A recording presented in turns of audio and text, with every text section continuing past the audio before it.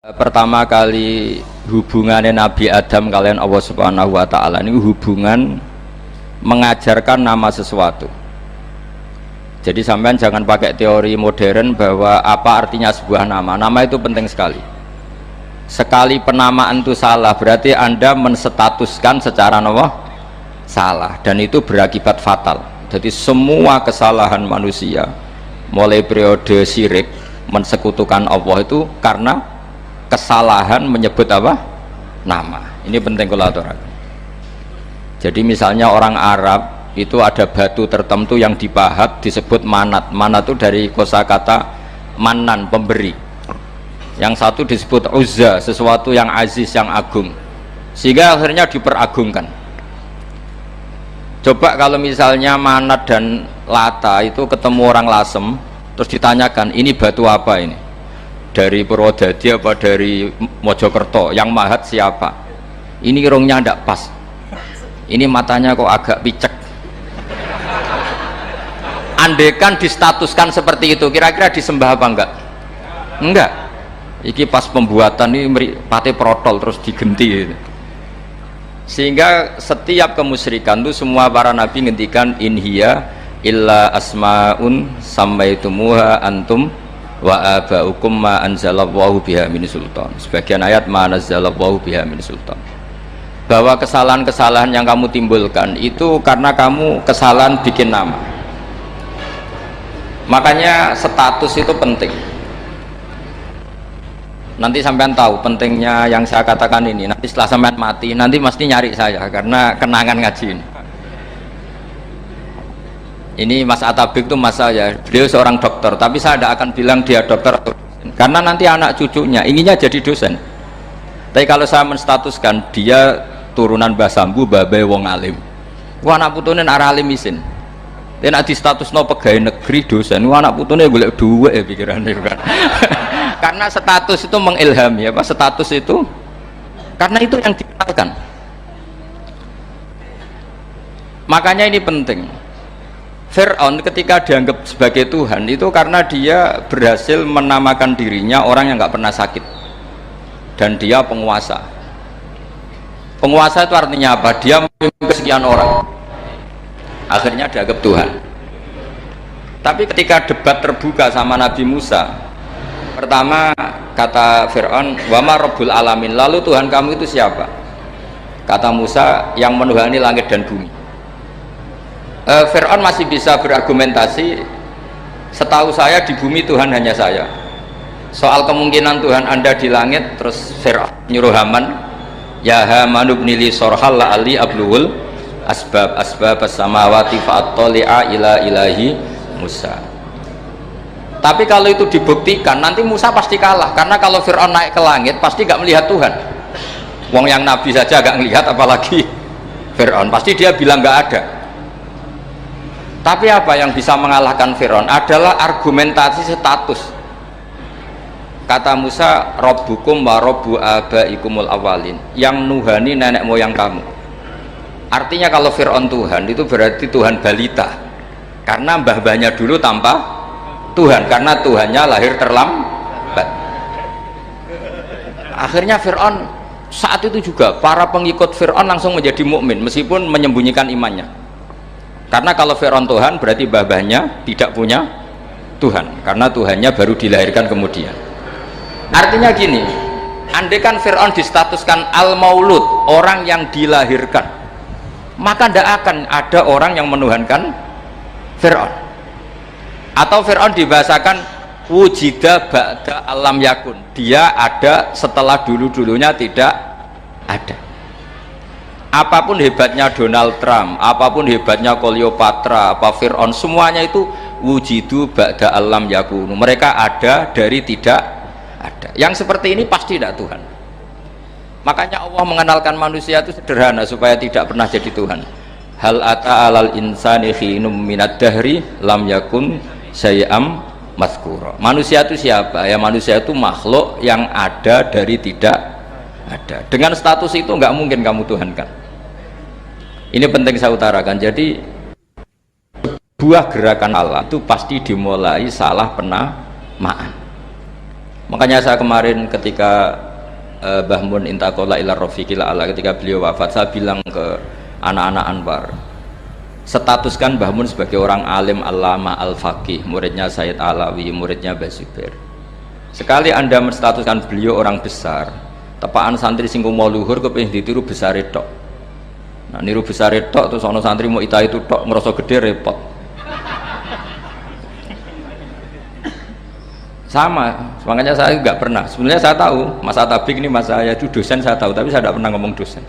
Kalau anak-anak era menjadi wong alim, menjadi dosen malah langsung berarti wong alim, malah celoko mana. Jadi karena salah status itu nanti panjang, akibatnya itu panjang. Makanya saya itu sebetulnya ya risih dikatakan Gus Bak itu orang alim, sebenarnya risih. Tapi saya seneng saja. Sing seneng beniru alime, sing hasut takjak kompetisi. Jadi tak nikmati ya. Jadi sing seneng beniru alime, sing ra seneng itu hasut takjak kompetisi, takjak maca tafsir, nak ra mriyang. Engko paling maca primbon mek terjemah.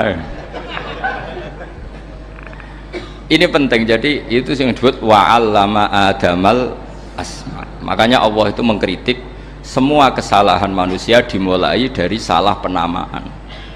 Makanya saya kemarin Pak Pilpres sering bilang, kalau presidennya ini maslahat, kalau enggak ini enggak maslahat. Mana ada kemaslahatan ditentukan hanya oleh seorang presiden? Itu tauhid kita di mana? Memang kita secara syariat harus milih sesuai ijtihad kita, tapi tidak usah dong menggantungkan kesejahteraan sama seorang makhluk, itu tidak boleh, secara tauhid nggak boleh. Makanya ini penting sekali, jadi nggak boleh orang salah nama. Kita tetap memilih presiden, milih kiai, milih siapa saja, tapi tidak boleh menstatuskan manusia sama dengan status Tuhan. Itu bahaya sekali dalam ilmu tauhid. Terus yang ketiga, kenapa nama itu penting? Begini, alam yang dipakai Quran, alam itu nama ya, alam mangkul, semua alam. Wah nanti subuh tak jamin pinter nih, tapi saya tetap mau setengah jam karena saya tahu sampai subuh pun kira-kira ya tidak pinter, jadi ya setengah jam. Jadi nanti kalau kamu ditanya kenapa tidak pinter, mari Gus Bak mulangi mau setengah jam, punya alasan. Kalau sampai subuh kok gak pinter kan, goblok banget nanti subuh orang pinter. Ya nak orang-orang bilang gitu, lah anak saya ngomongin, oh mesti salah metode, gurunya yang salah. Diulang orang pinter-pinter mesti salah sing mulang gitu. Malah repot lagi nanti.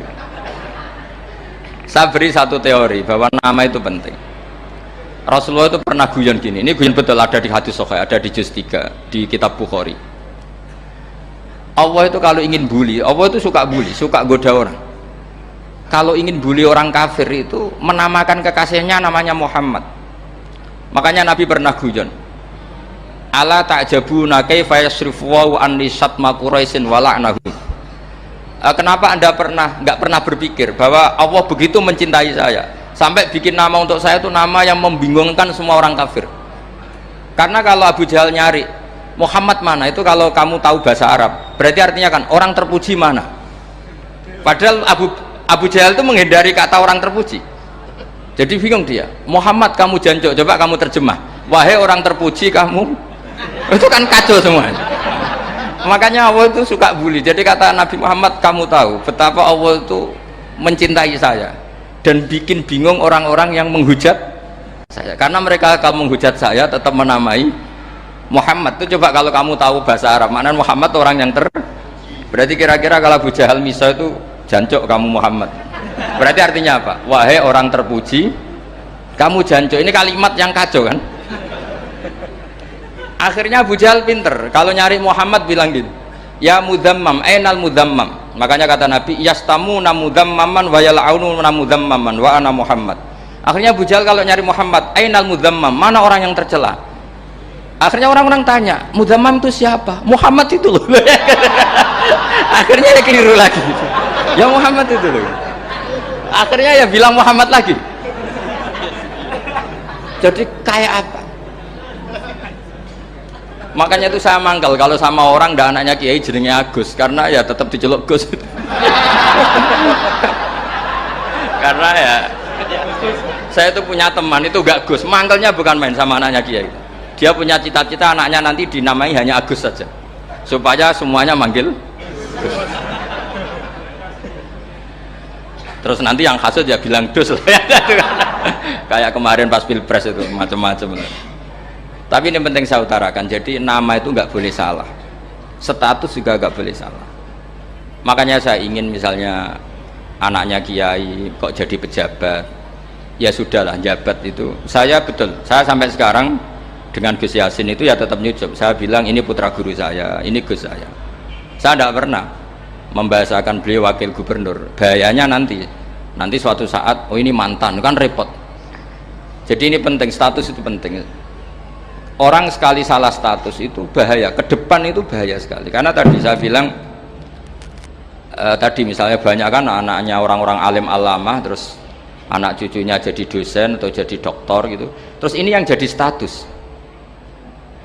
Nggak boleh seperti itu. Ya sudah, dokter secara akademik dia jadi PNS karena kestatusan itu, tapi di keluarga tetap saja status alimnya saja. Atau mudawimul khairi, mudawimut tahajud, mudawimu apalah, ini selalu tahajud, ini selalu deres, ini selalu ibadah.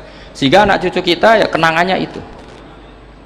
Anak-anak saya meskipun kecil itu jamaah terus, karena ya saya selalu jamaah. Dan saya melihat kalau anak saya tanya, Pak, kenapa Bapak sholat terus? Ya saya bilang, sepantasnya jadi manusia sujud cuma selama melok dudunya melok nganggo pangeran dibayari ya ora gelem.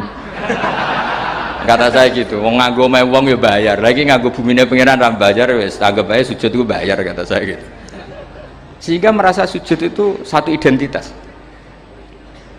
Ini penting saya utarakan karena tadi saya betul-betul mengenang istilah Allah wa 'allama adamal asma. Semua kesalahan itu kata para nabi inhiya illa asma'un samaitumuha antum ba'ataukum. Kita membahasakan misalnya presiden Amerika, orang terkuat di dunia. Bagaimana mungkin orang terkuat kemudian agak mangan sedino lemes? Hebatnya ning ndi? Iku nak pas mules weteng agak ngising ya lemes. Hebatnya apa? Makanya Allah ketika menerangkan Isa itu tidak Tuhan, itu Allah sederhana cara ngendikan. Kana yakulani to'amal masih ibnu Maryam illa rasul qad khalas min qablihir rusul wa ummuhu siddiqah kana yakulanit to'am.